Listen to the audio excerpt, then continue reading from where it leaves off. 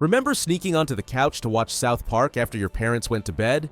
Hiding under blankets, volume on low, hoping they wouldn't catch you. That was South Park in 1997.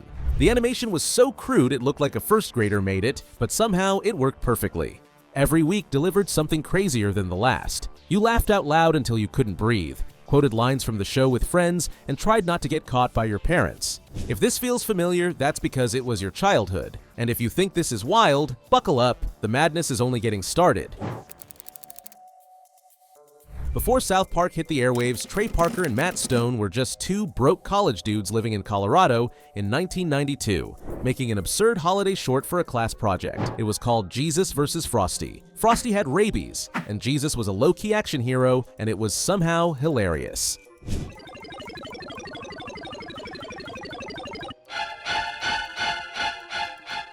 Then in 1995 came a video Christmas card called Jesus vs. Santa. Cartman was already a fat little disaster, and Kyle got bullied for being Jewish. These shorts were bizarre, ridiculous, and completely unpolished.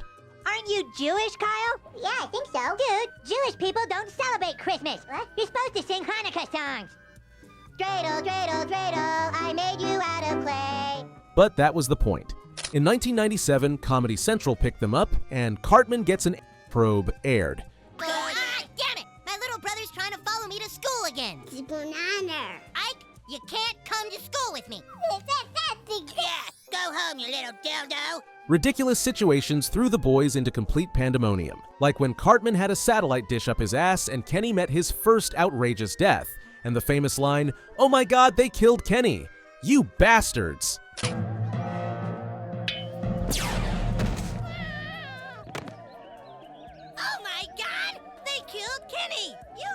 You and your friends started quoting lines like Cartman's, "Screw you guys, I'm going home," and Kyle's, "You're a fat ass," catchphrases that would echo through every conversation for years. Trying out for the All-State team has been my dream for years. You're the best player in our school, dude. You'll make the team for sure. This is ridiculous. Jews can't play basketball. I beat out your fat ass, Cartman. Every plan the boys attempted ended in panic, screaming, and absurd hilarity. You laughed, shouted the lines along, and couldn't believe what was happening. Early South Park proved one thing: anything could happen. Fat kids scheming, aliens showing up, kids dying in ridiculous ways, and parents ignoring it all. It was the show that made you ask every week how they kept getting away with it, and more importantly, how Kenny kept coming back. And if you ever wondered about the answer, the show eventually gave you the twisted reveal. His parents were linked to a Cthulhu death cult, and every time he died, his mom gave birth to him again the very next morning. What? It's happening again. It was offensive, absurd, and unforgettable. The perfect madness to grow up with.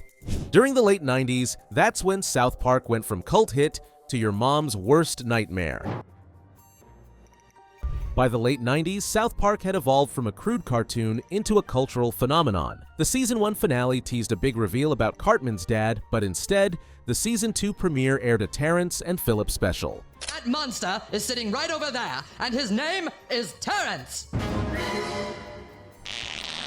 Terrence, you farted in court. The show pulled the ultimate troll job. You and every other dude were furious about the bait and switch, leaving death threat messages on Comedy Central's voicemail. Of course not. So in summation, find Terrence innocent, or else he'll kill you. That moment proved the creators weren't messing around. They would always prioritize the joke over fan demands. Then came South Park, bigger, longer, and uncut, in 1999. The movie featured the boys sneaking into an R-rated Canadian movie to watch Terrence and Phillip, Asses of Fire. Wait, I've got an idea. Hi, I want 6 tickets to Asses of Fire. The boys memorized every offensive word and accidentally triggered World War III. Meanwhile, Satan dated Saddam Hussein, and parents collectively lost their minds. Hey, relax, guy. Well, sometimes I think you don't have any respect for me. Come here, guy.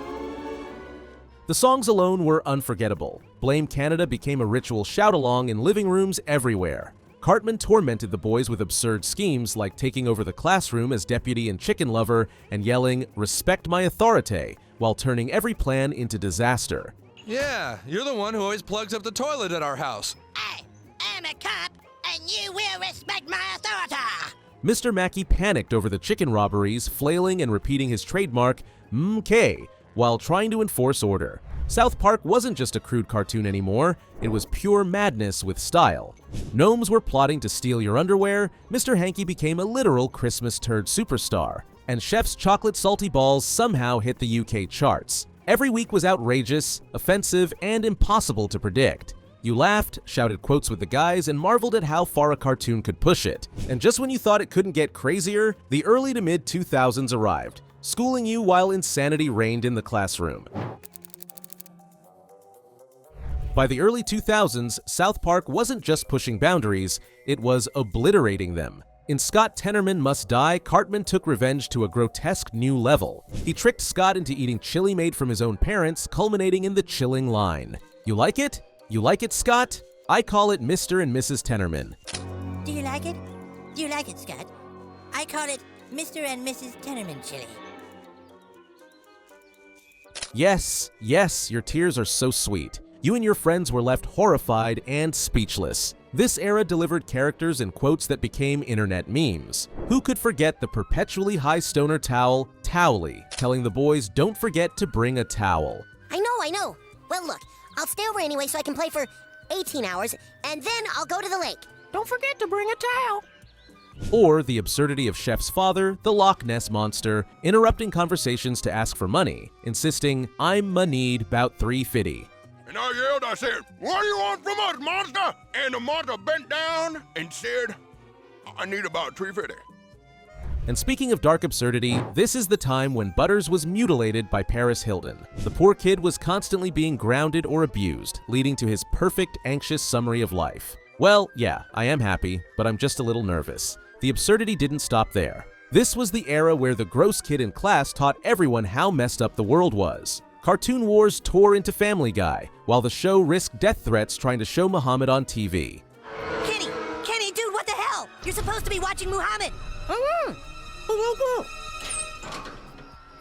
A moment where Comedy Central freaked out, employees panicked, and the show proved it would prioritize satire over personal safety. Then came Make Love, not Warcraft. The boys got so fat and greasy grinding XP that Blizzard had to step in to help them beat an internet troll. Gamers cried tears of recognition, spilled Mountain Dew on their keyboards, and prayed Cartman didn't die in his sleep and lose the quest. Every episode was a roller coaster of dark humor, unforgettable quotes, and moments that left you both laughing and cringing. South Park had evolved into a cultural phenomenon. It was a show that defined your generation. And just when you thought the classic characters had hit their peak, the 2010s arrived, ushering in the serialized anarchy phase. By the mid-2000s, South Park wasn't just random jokes, it was doing full-season arcs, and anarchy ruled every corner of that town. PC Principal showed up, a total frat bro screaming, check your privilege, with the energy of a WWE promo. To prove you belong with PC is go out there and check someone's privilege. Finally, yes! He was supposed to be lampooning PC culture, but he just became the guy yelling at everyone every week. He was constantly body-slamming students and treating every tiny offense like a full-blown disaster, and somehow you couldn't stop laughing. The boys were just scrambling to survive the absurdity. Cartman was still a psychopath, dragging Butters into the most unhinged social media schemes. Butters was always panicking and crying out, I don't want to be grounded, as Cartman just laughed at the chaos. Meanwhile, Randy Marsh was starting his final, glorious breakdown. Remember the bank teller's quote when Randy's money was instantly gone? And it's gone. Oh, Mr. Marsh, don't worry. We can just transfer money from your account into a portfolio with your son, and it's gone! That perfectly captured the moment you look at your paycheck. Randy then started running around yelling, "Ya, I'm Lord. Ya," turning his celebrity obsession into a total mess the kids had to deal with.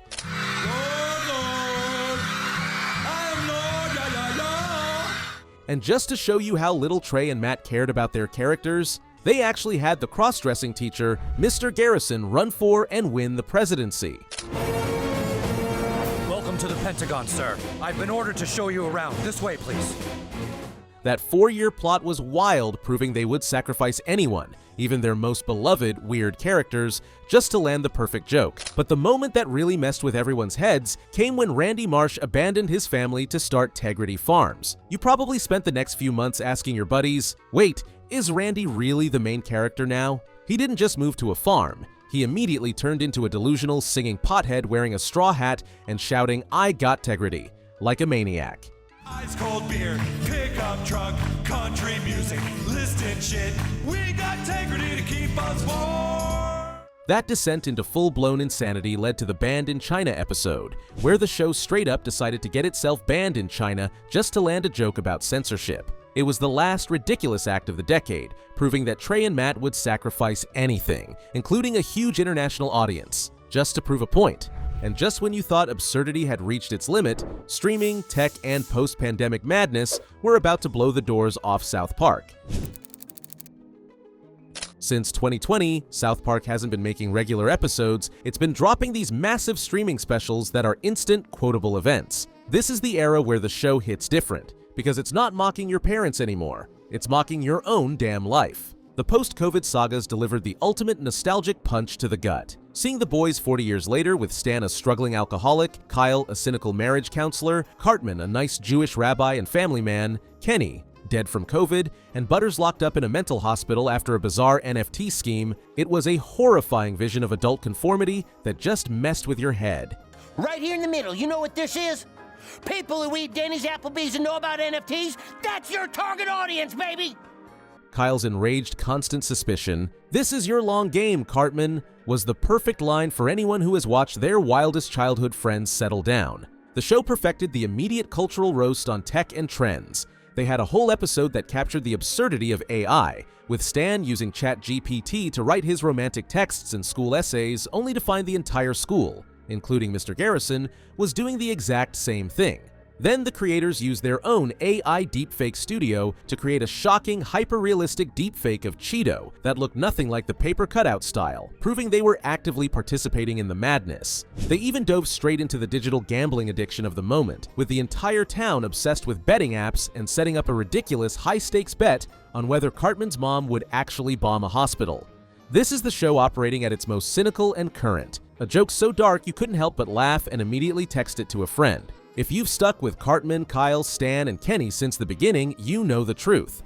This isn't just a show, it's the unhinged, profane soundtrack to our lives. South Park didn't just grow up with you, it perfectly documented the absurdity of your childhood, your adulthood, and the insane world we all live in. It's the shared, absurdist language of a generation that grew up laughing at the world's most messed up jokes. No matter how old you are, certain phrases are permanently engraved in your brain. You don't just know them, you've shouted them with friends 1,000 times. "Oh my god, they killed Kenny! You bastards!" was the original ritual. Oh, I got scared, Kenny! Oh, bastards! "Respect my authoritah" was the perfect Cartman fit of rage. Now go home and yell, "I'm a need 'bout tree fitty" at someone. You earned it. Speaking of the evolution of South Park, have you seen the 10 darkest South Park episodes that went too far? Click here to find out more.